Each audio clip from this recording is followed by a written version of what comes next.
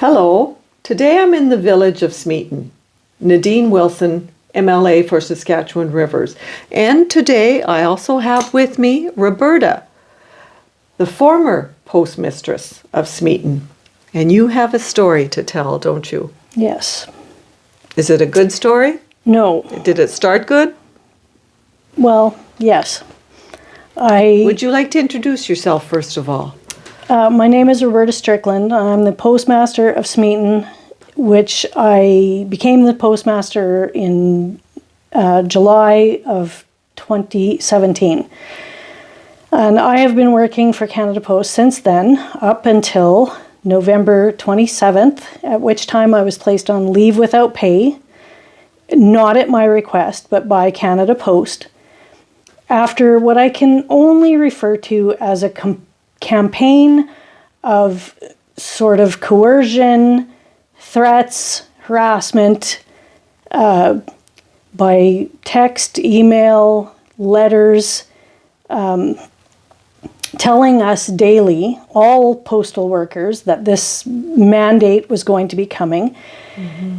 And the rules kept changing, as it has done with COVID, which I understand it's a fluid process. Things change as information is learned.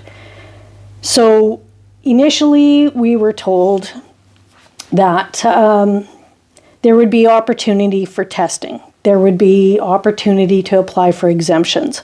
But there would be some kind of a mandate.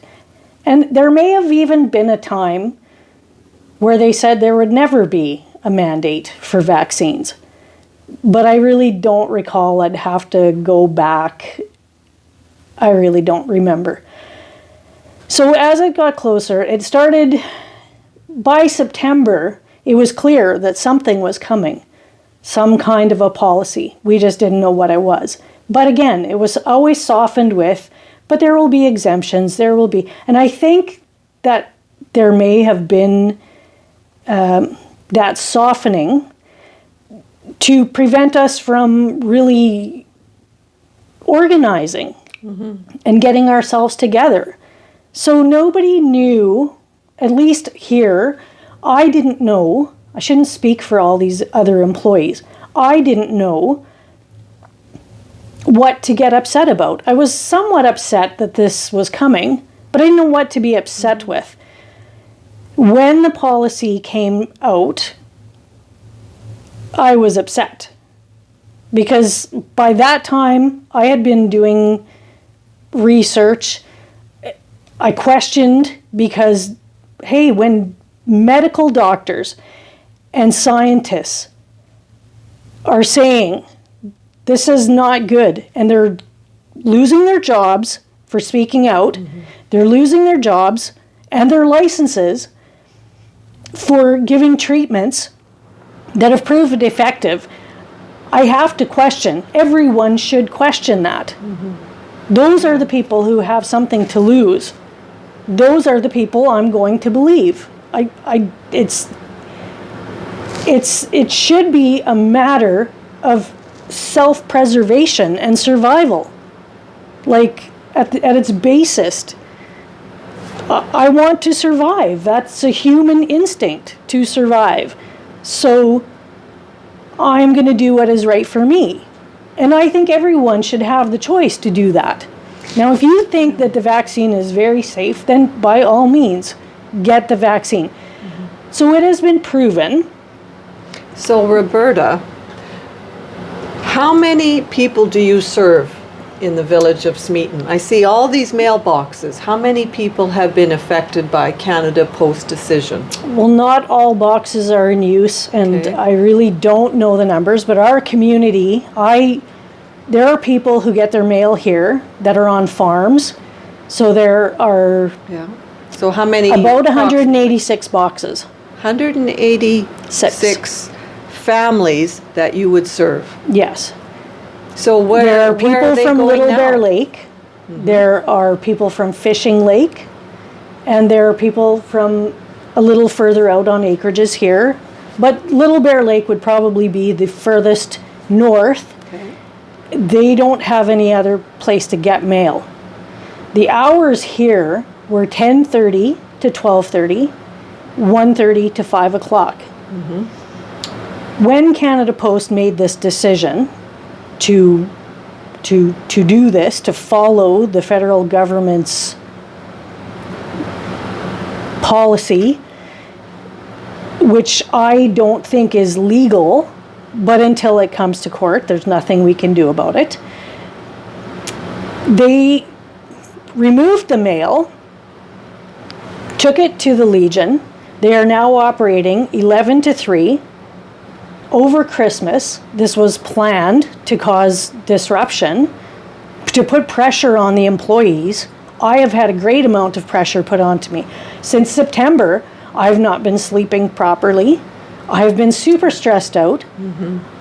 People think I just did this to, some people think I just did this to be selfish or difficult, or because I don't want to get the vaccine. That's not it.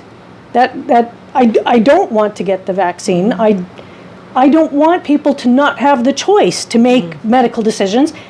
But mainly, I don't want to disclose my medical information. I don't want that precedent set in my country that I have to give up personal information to a company who has been telling me for 4 years not to ever, that I must be fully aware of the Privacy Act. But now we're just supposed to forget that. So it's ironic Yes, it's that it's been completely twisted ironic. upside down. Yes, and that a company, Canada Post, which has very strict harassment policies, they spend all kinds of money implementing policies regarding workplace harassment, bullying, threats in the workplace. We're all trained on it. Now they're the ones doing it to their own employees. Like, I find that extremely ironic. So Christmas is always our stressful season. We have to stock things, we have to deal with people's problems, and that's fine. We sign up for it and deal with a volume that is unprecedented in these little post offices. Space issues, time issues.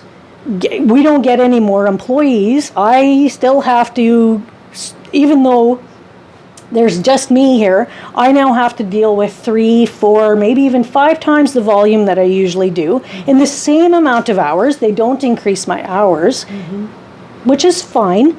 So they've taken a stressful time of year and thrown onto it, do this or you're going to lose your job. So I was not sleeping. I was feeling sick all the time. I could have went on stress leave and dealt with this when I came back, which is what some employees have had to do, which is disgusting. That you're putting your employees in that position. And for what? We are no more transmissible than anyone else. It's not a fact. 2 years I worked here during the pandemic, dealing with parcels early on in the pandemic, in March, So what February, has changed, March. Roberta? Has Nothing anything has changed. In February and March, I was panicked. Am I in danger? February, March of 2019, when this all broke, and it's in Canada, and we're scared. I'm handling parcels that are coming from China, and I come in and I do my job just like everyone did. And I was serving my community. I'm a firefighter with my local volunteer fire department. Yeah.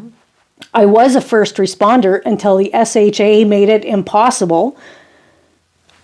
So tell me I more, was responding Roberta, tell me to, more about that, about the SHA. You were a first responder for Smeaton, Yes, a volunteer. yes.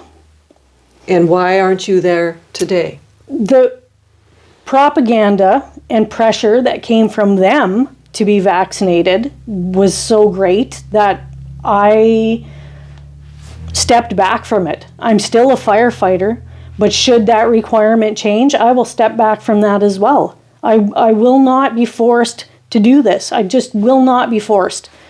And people can say I'm an anti-vaxxer. That is not true. So I have Roberta, always, in previous years, gotten my flu shots because we have, like my father is 82. He lives in town. I'm his primary helper. I wouldn't say caregiver. He's completely functional, but I am his helper. I live 2 doors down from him, and I always get my flu shot because there are seniors in town. If I get the flu, I have never not gotten a flu shot until all of this started. I just do not want to be forced, and I don't want anyone to be forced, and it should never come down to your job or else. That is ridiculous. It is crazy. Sorry, I've gotten off topic. that's okay. So you have your traditional vaccines, and you've chosen not to. Well, this year I don't have, I have not gotten any kind of a vaccine, and I have not actually been to a hospital because I fear going to a hospital right now. I fear that my dad will get sick and that he will have to go into a hospital. I'm terrified of that. I'm terrified that my husband could get sick or injured or anything. I don't want anyone I know to go near a hospital right now. That's how shaken I am in our system. Healthcare, government, all of it. I'm shaken. So, Roberta, let's recap. So you live in this wonderful community, and you were volunteering. You're the postmistress. And because of the government of Saskatchewan and the government of Canada, their mandates, this community is starting to crumble. They're losing their volunteers, they're losing their essential services because of what they've done to community members. Yes. And you're saying this has affected you emotionally, spiritually, physically. It's affected your community, your friends. What more can they do to you? That's correct. That is absolutely correct. Mm-hmm. And I'm fearful every day that the vaccine injuries will increase. And what is that going to do? That's a whole nother level of this. As we learn more about the vaccine injuries and the rates of them, I'm scared. Now we have less volunteers who are approved to respond to things. Where does that leave everyone? And not just in this small community. I'm talking all over Canada. Where are we going to be? Like, we all know what are the things that can occur from the vaccine injuries. We know that there could be Bell's palsy, there could be myocarditis. We know these things, and we're still pushing it. It's crazy. It is crazy. And where is that going to leave us? And the other thing that occurred to me the other day is now we're all driving on highways with people who have possibly been vaccinated and could at any time have a sudden and serious reaction. And we're still pushing this. Mm-hmm. Like, so there's just so many levels to this. It's very convoluted, many consequences. So if you had your provincial leader, your premier, standing here listening to you, what would you like to say to him today? I would have to say, how do you live with yourself? Trying to do the right thing with the information you have is one thing, but there is enough medical science to back this up.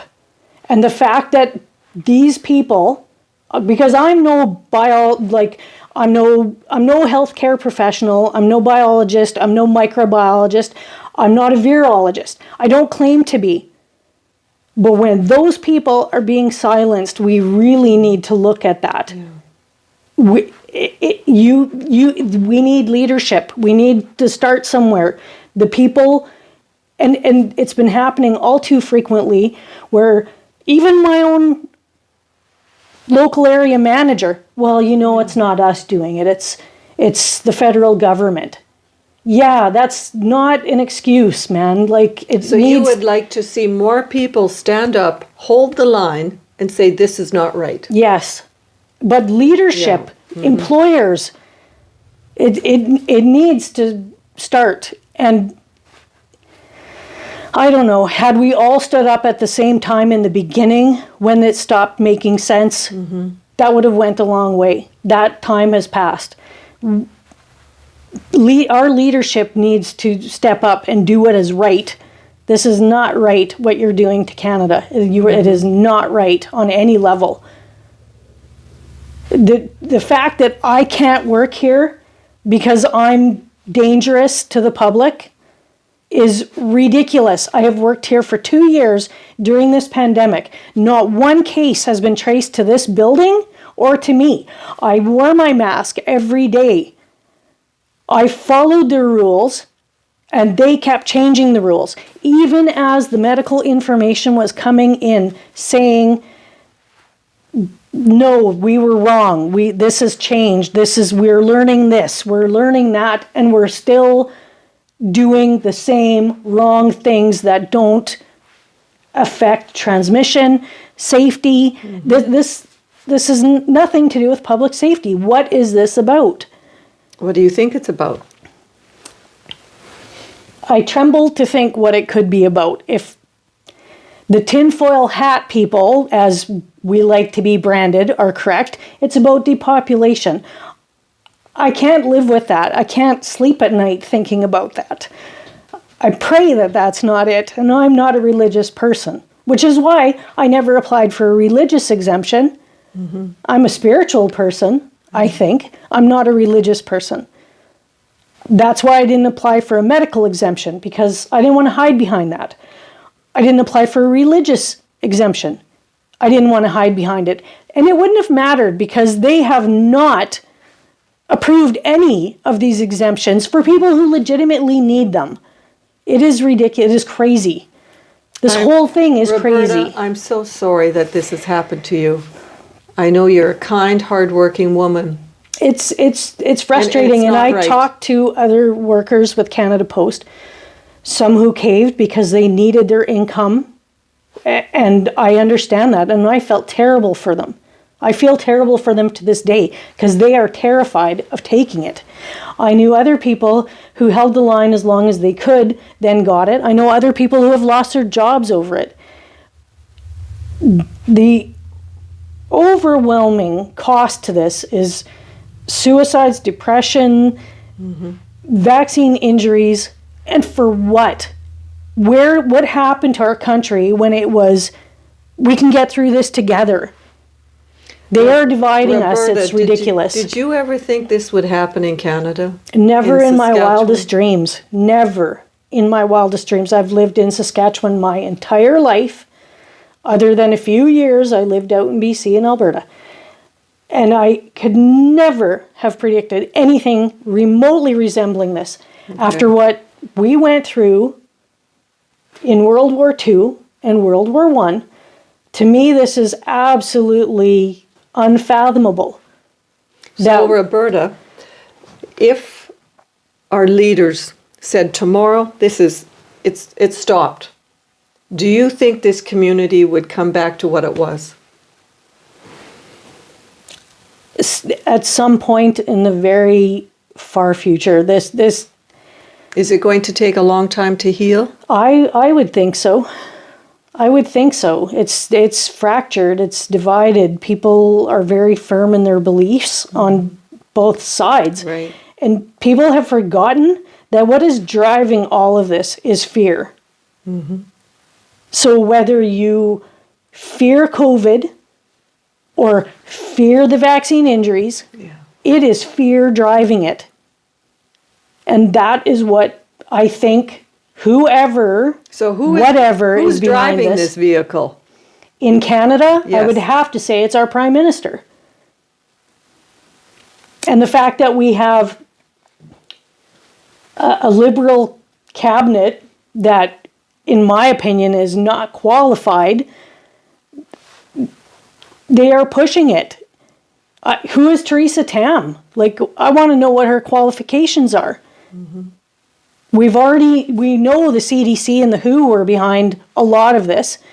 they have been called out on so much of their stuff, and it's still, people are still buying it. Like, it just doesn't make sense. And the amount of propaganda, the fact that the Liberals have paid the media that you can't even get real news on the TV anymore. It's ridiculous. The legacy media is so distorted, so unfair, so one-sided.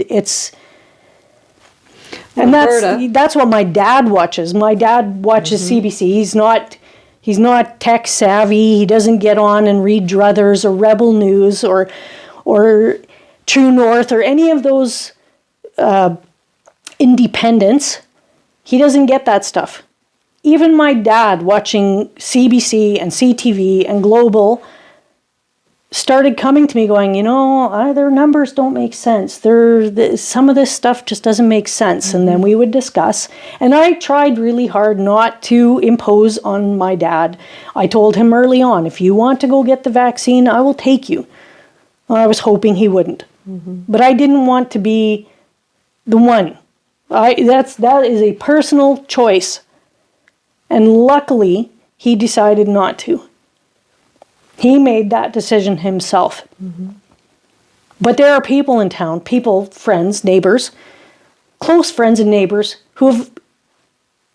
he's known as his entire life, who are putting pressure on him, who are being derogatory to him because of his choice.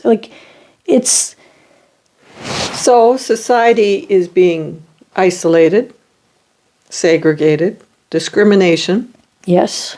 You've lost your job, or you're put on leave. What would you like to say to the other Canada Post employees and staff across Canada? I want to say that if you have held out, good for you, hold the line, because it's the right thing to do. And if you have caved or complied, I feel for you too, because I understand the pressure that you're under. There is no judgment here. To the employers who could make better decisions and at this point should be speaking out about this, I'm disappointed. I'm disappointed that employers would do this to their employees. And that's all I can say. So viewers, we have another story. But because it's Christmas season, we're hoping for hope, and we're hoping for forgiveness and prayers. And I thank you, Roberta, today for sharing your story with us.